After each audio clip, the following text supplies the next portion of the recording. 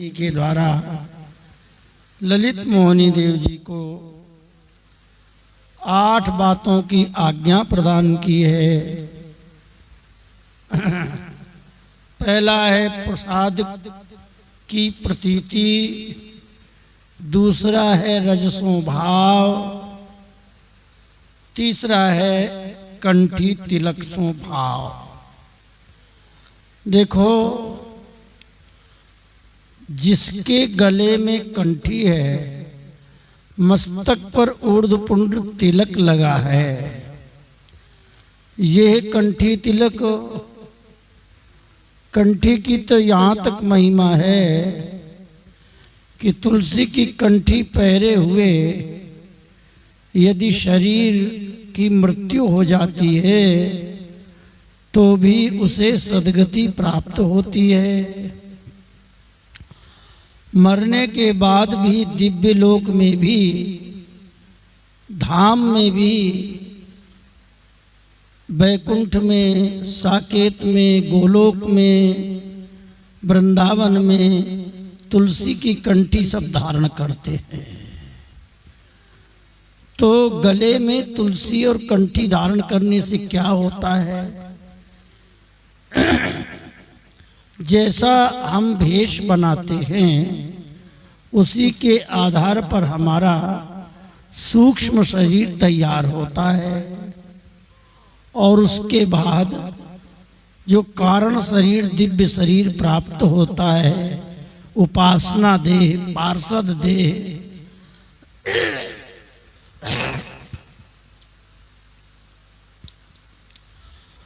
श्री चरणदास जी शुक संप्रदाय के आचार्य चरण कहते हैं कि दिव्य वृंदावन जब हृदय में प्रकट होता है, उस वृंदावन के एक एक वृक्ष के नीचे निकुंज महल के बाहर लताएं हैं, माधुरी, मालती, चंपा, कदम आदि की जो लताएं हैं, उन वृक्षों के नीचे एक एक संत बैठे हैं। उनके गले में तुलसी की कंठी है, मस्तक पर तिलक है, वो सिद्ध देह से, सिद्ध देह धारण करके बैठे हैं। तो ये जैसा हमारा तुम्हारा शरीर है, इसी प्रकार से एक सिद्ध देह प्राप्त होता है। और उस वृंदावन के वृक्ष के नीचे उस सब गुरु मंत्र का जप करते हैं। आचार्य चरण की कृपा होती है तो सिर पर हाथ रख करके उसके बाद उन्हें सखी बना करके महल में प्रवेश कराते हैं। तो हरिराम व्यास जी ने तो भक्तमाल में यहाँ तक कहा, भक्तमाल के बारे में नाभाजी ने कहा, उत्कर्ष तिलक और धाम को भक्त इष्ट अति व्यास के। हरिराम व्यास जी के दृष्टि में उत्कृष्ट श्रेष्ठ कौन है? जिसके गले में कंठी तुलसी की है और मस्तक पर तिलक है। कंठी और तिलक धारण करने मात्र से नारायण का स्वरूप बताया है, भगवत स्वरूप बताया है। तो गले में तुलसी है, अच्छा, भगवान के थाल में तुलसी पत्र रख दिया जाता है तो क्या होता है? वो ठाकुर जी उसको भोग लगाते हैं। तो जहाँ तुलसी रख दी जाती है वो वस्तु भगवान के भोग लगाने लायक हो जाती है। तो हमारे वैष्णवों में श्री सनकादिक जी ने, नारद जी ने गले में तुलसी की कंठी बांधकर शिष्य बनाए। ये परंपरा आज तक चल रही है। तो जैसे हमारे गले में कंठी बंध गई तो अब हम भोग लगाने लायक हो गए। किसके? ठाकुर जी के, बिहारी जी के काम लायक हम हो गए। हमें उनकी सेवा का अधिकार मिल गया। बिना कंठी तिलक के कंठी तिलक धारण करने मात्र से ऐसा लगता है जैसे कोई देवता शरीर में प्रवेश कर गया है। इसलिए जिसके गले में कंठी है, तिलक है, वो भगवान का पार्षद है। तो कंठी से भाव रखो और तिलक से भाव रखो। कितने ऐसे प्रसंग आते हैं जिन्होंने कंठी गले में धारण कर रखी, मस्तक पर तिलक धारण कर रखा। हमारे गुरु जी टटिया स्थान के श्री श्री 1008 श्री राधा चरण दास जी महाराज के सामने केवल कंठी की महिमा आई, प्रत्यक्ष आई। एक व्यक्ति भरतपुर जिले से कहीं से आता था। अच्छा, वो शिष्य नहीं बना था, टटिया स्थान में आता और होली में और सावन में खूब भंडारे होते, अच्छा अच्छा भोग लग के प्रसाद मिलता और दक्षिणा वस्त्र मिलते। उसने सोचा यार महात्माओं की बड़ी मौज है, संतों में रहने लगा और वो 1 महीना रहता इधर 1 महीना उधर और फिर अपना घर गांव में अपने गृहस्थ का काम देखता। परंतु वो उसका नियम था कि जब तक वो यहाँ रहता तब तक गले में कंठी रखता और मस्तक में देखा देखी तिलक लगाता। होनहार एक समय ऐसी घटना घटी कि उसके शरीर की मृत्यु हो गई। तो जैसा शरीर था ऐसे ही सूक्ष्म शरीर बना उसका। उसके सूक्ष्म शरीर पर कंठी और तिलक था। अच्छा, वो शरीर यमदूत पकड़ के ले गए। यमराज जी ने दूर से देखा, अरे बोले इसके गले में कंठी है, इसके तो तिलक है, ये हमारे लोक में आने लायक नहीं, हटाओ इसको। कहां से ले आए? जल्दी इशारा किया तो उसकी जीवात्मा को वहीं से फेंक दिया। तो उसके शरीर में कमर में चोट लग गई। उसको जलाने का प्रयास कर रहे थे उसके परिवारी वृंद। तो होश में आ गया, अरे बोले तुम हमें जिंदा जला रहे हो, तो तुम जिंदा हो गए क्या? बोले कि हाँ, हमको छोड़ दिया गया, यमराज जी ने हमें लौटा दिया। अब सबने लकड़ी उसकी रस्सी वस्सी खोली, खोल करके उसको लाए तो उससे बैठा ना जाए। क्यों? बोले मेरे कमर में चोट लग गई है, ऐसी ऐसी घटना घटी है। तो उसको ले आए उठा के, घर में रहा कुछ दिन, मालिश करवाया, दवाई करवाई, जो दर्द समाप्त तो हुआ। तो हमारे गुरु जी से आकर कहता है, महाराज नकली कंठी ने और नकली तिलक ने, नकली माने हमने आपसे मंत्र नहीं लिया, हमने आपको गुरु नहीं बनाया, केवल संतों की देखा देखी में ही कंठी और तिलक धारण किया। उसके प्रभाव से यमराज जी हमसे डर गए और कहते हैं कि ये तो वैष्णव है, ये तो भगवान का भक्त है, हटाओ इसको, यहाँ मेरे लोक में लाने लायक नहीं है। श्री भट्ट के प्रभु दियो अभय पद, जम डर पे जब दास कहायो। जब भगवान का दास बन जाता है तो यमराज जी भी डरते हैं। तो कंठी तिलक सो भाव रखना चाहिए, श्रद्धा रखनी चाहिए। कंठी तिलक यहाँ भी है और वहाँ भी है। वहाँ का मतलब ये शरीर छूटने के बाद जो सूक्ष्म शरीर होता है उसमें भी कंठी तिलक का चिन्ह रहता है, क्योंकि इसी शरीर के, इसलिए विशेषकर हम भारतीयों को विदेशी वस्त्र पहनकर साधना करने में कठिनाइयां होती हैं।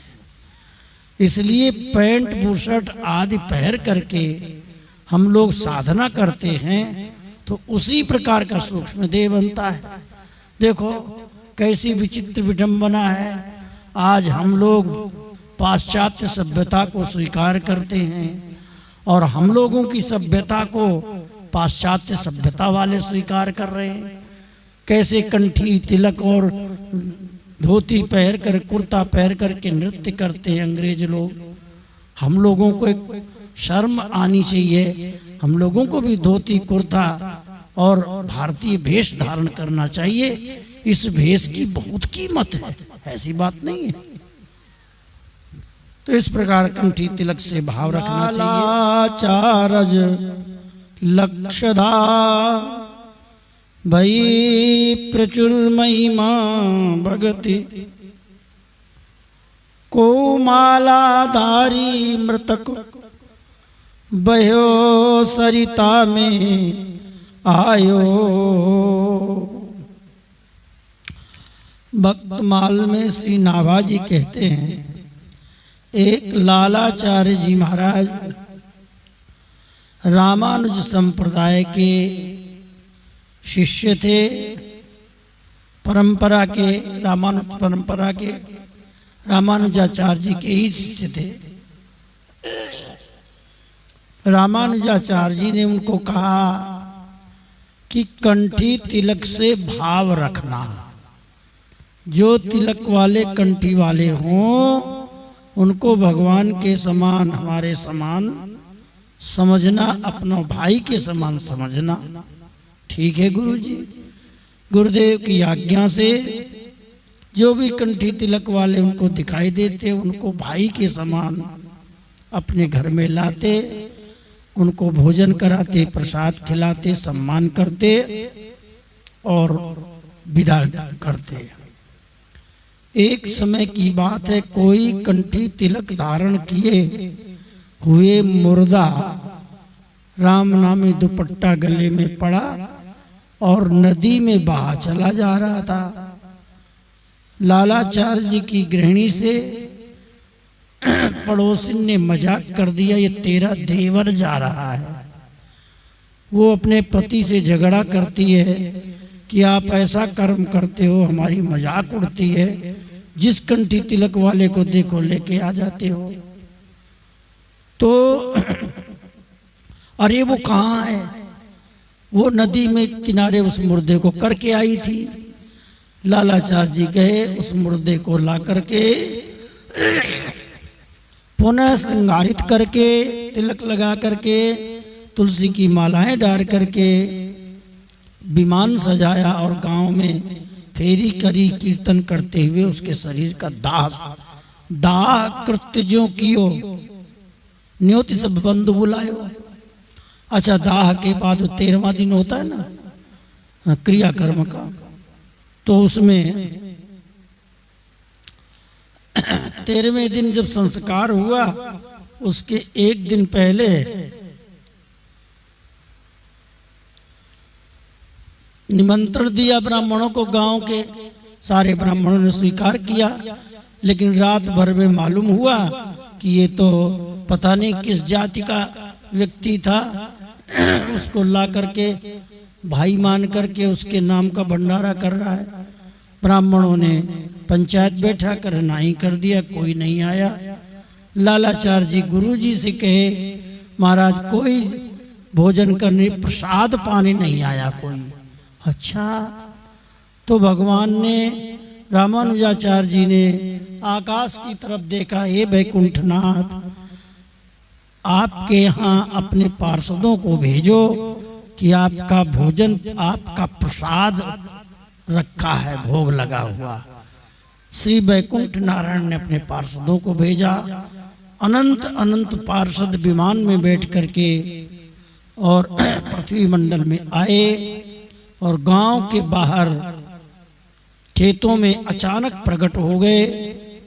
आवत देखे सबे जात देखे नहीं को, और ब्राह्मण का स्वरूप धारण करके गले में तुलसी की कंठी, मस्तक पर तिलक लगा करके लालाचार्य जी के घर में आए और दिव्य श्री वैकुंठनाथ का भोग लगा हुआ प्रसाद पाया और उनके आंगन में ही आकाश मार्ग से विमान आए, चतुर्भुज स्वरूप धारण करके सब वैकुंठ चले गए। ब्राह्मणों ने देखा आ तो बहुत रहे हैं पर दरवाजे से कोई निकल नहीं रहा। ये लालाचार्य जी का घर ऐसा है कि घुसने का तो रास्ता है पर निकलने का नहीं है। घुस तो रहे हैं, एक ऐसा बिल है जहां जाने का रास्ता है, लौटने का नहीं। ये कैसा विचित्र है। एक ब्राह्मण ने देखा आखिर हो क्या रहा है, इतने जा रहे हैं पर लौट कोई नहीं रहा। तो पत्तल में बैठे हुए चतुर्भुजधारी भगवान के पार्षद भोजन कर रहे थे। सारे गांव के ब्राह्मण का दिमाग ठीक हो गया। लालाचार्य जी के चरणों में गिर करके कंठी तिलक के महत्व को समझ करके श्री रामानुजाचार्य जी की शरण ग्रहण की।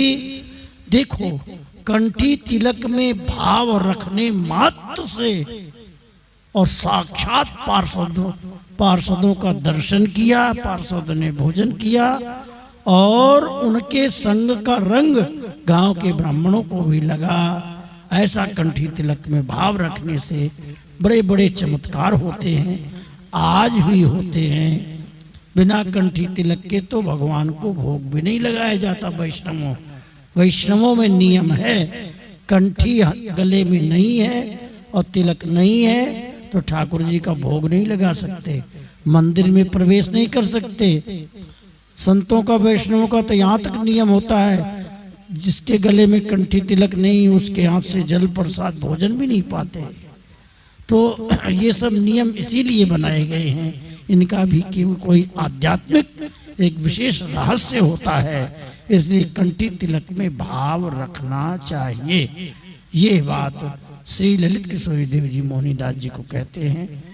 बोलो वृंदावन बिहारी लाल की जय। जय श्री राम।